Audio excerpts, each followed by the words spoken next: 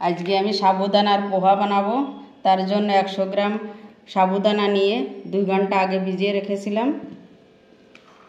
বাদাম নিয়েছি একটু, আর নিয়েছি পেঁয়াজ কুচি, টমেটো কুচি, পাতাকপি কুচি, আলু বারিক বারিক করে কাটে নিয়েছি, লঙ্কা কুচি আর কারি পাতা নিয়েছি। এগুলো আগে ভেজে নেব।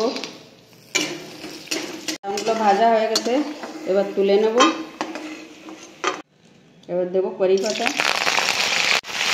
কাঁচা লঙ্কাগুলো দিয়ে দিলাম,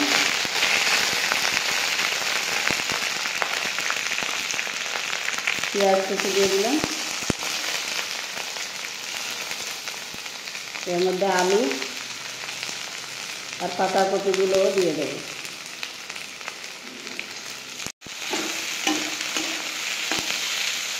আলু গলে গেছে, এবার টমেটোগুলো দিয়ে দেবো, আর এতে হালকা হলুদ দিয়ে দেবো। হালকা হলুদ দিলাম,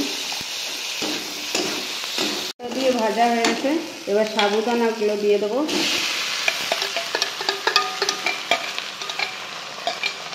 এতে হালকা লবণ দেবো,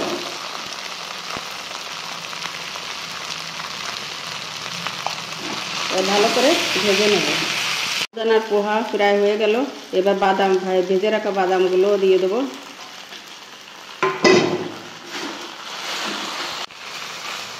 সাবুদানার পোহা হয়ে গেছে, এবার নামিয়ে নেব।